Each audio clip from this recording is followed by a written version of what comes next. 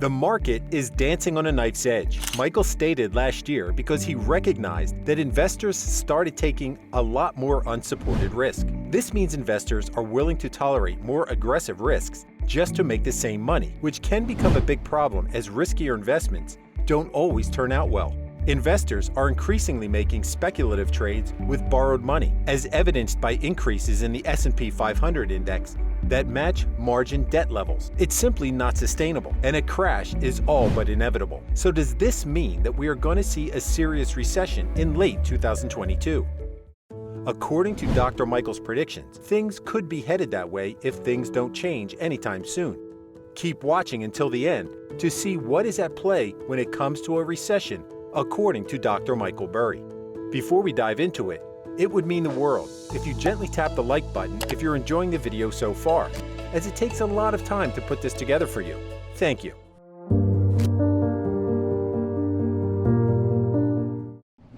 If you didn't know, Michael James Burry is an American investor, hedge fund manager, and physician.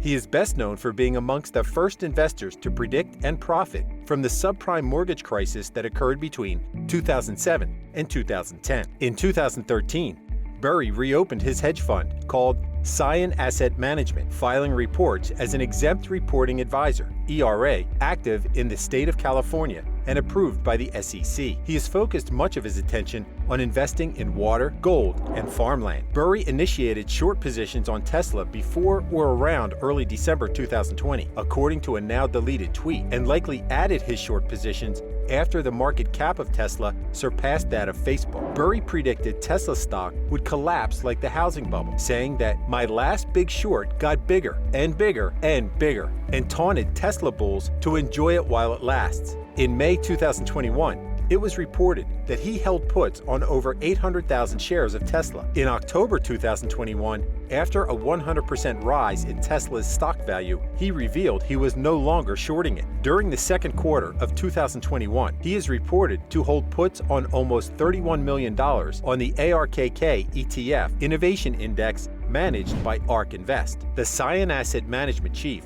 ramped up his inflation warnings this February.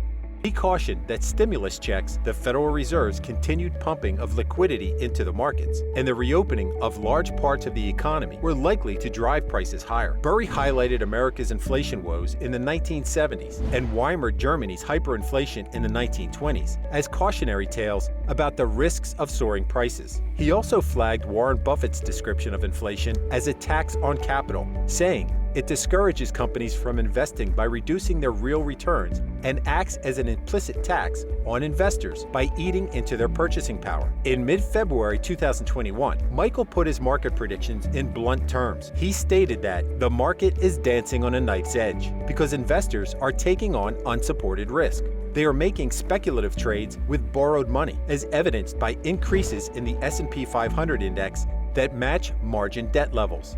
It's simply not sustainable, and a crash is all but inevitable. Burry suggested that part of the issue is a general transfer of assets from actively managed funds to passive index funds. He called this passive investing's IQ drain. This danger is amplified by new trends in day trading. Inexperienced investors are jumping into the market and making trades based on advice from social media groups and so-called meme stocks. Obviously, that's no way of investing your money. It might work once in a while. However, if it does, consider yourself lucky, because that's not exactly how investing works. It's only internet hype that can go wrong at any second. One of the most compelling examples of this was GameStop, which went from less than $20 per share to $483, then down to about $50 per share in less than 30 days. It is worth noting that Burry generated a $270 million profit from the GameStop roller coaster. These same inexperienced traders are now showing particular interest in call options, which can be profitable when carefully leveraged by sophisticated traders. Unfortunately, the new day traders attempting these strategies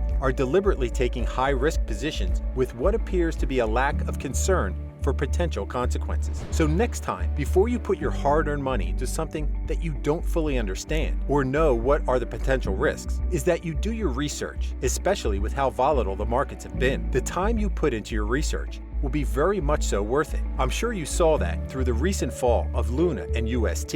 We don't want that again. The unsupported increase in stock prices means a correction is coming, sooner or later, and Burry suggests that it is likely within the next 12 months, which may start with significantly overvalued stocks. Yeah, it's possible that we even see a correction before the estimated 12 months, which Burry has suggested, so the best thing is to prepare yourselves for anything. In addition to the concerns around overvalued stock bought by credit, Michael Burry has gone public with his prediction on inflation, and he isn't alone in his alarm. An injection of cash into the economy through proposed economic stimulus measures, combined with the pent-up demand for goods and services that have been unavailable during the COVID crisis, could create the right conditions for sudden, rapid inflation. Burry points to post-World War I Germany, which saw hyperinflation in 1923. Germany was already suffering from high levels of inflation due to the effects of the war and the increasing government debt. Passive resistance meant that whilst the workers were on strike, fewer industrial goods were being produced, which weakened the economy still further. In order to pay the striking workers, the government simply printed more money. This flood of money led to hyperinflation. As the more money was printed, the more prices rose. Prices ran out of control. For example, a loaf of bread, which cost 250 marks in January 1923, had risen to 200 million marks in November 1923.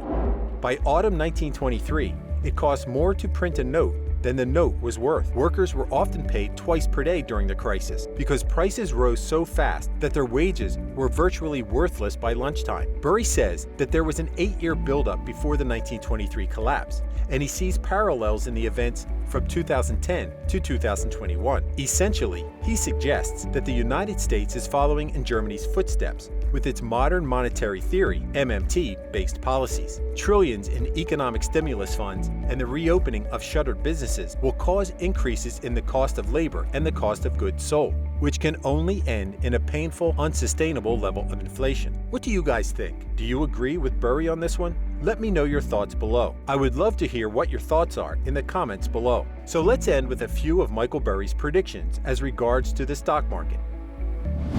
Based on his analysis, Michael Burry is predicting a collapse in 2022. But this time, he doesn't intend to take the heat on this one when nobody listens. Burry has shared his theory far and wide, and he has consistently added this remark. People say I didn't warn last time. I did, but no one listened. So I warn you this time, and still no one listens. But I will have proof I warned. In fact, he has gone one step further by changing his social media handle to Cassandra, a prophetess who appears in Greek mythology. Cassandra's curse was a lifetime of seeing the future and begging others to listen, but never being believed.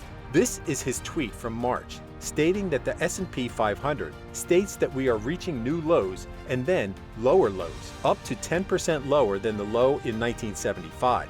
If you see the chart below, you can see it keep going lower and lower. And in early May, he tweets again about the NASDAQ having 16 bear market rallies with an average of 22.7% drop, and the Dow has an average drop of 22.8% over the past 10 bear markets. As you can see, the charts he provided are consistent with the information we are hearing. So guys, I want you to take note that one of the very best ways to protect your portfolio from inflation is to focus on tangible assets rather than cash. In a hyperinflation scenario, money becomes essentially worthless, so assets with intrinsic value, or those unrelated to traditional currency, are more likely to retain their worth. It may not be possible to fully protect your portfolio against the risk of inflation, but careful diversification that includes a mix of assets will ensure that you don't lose too much buying power in a hyperinflation scenario such as Michael Burry's predicted collapse in 2022. Thank you guys for watching, and please don't forget to hit that like button and subscribe to the channel to get more finance videos and up-to-date news on all things investing, business, and finance. You can leave your suggestion in the comment section below. See you guys next time.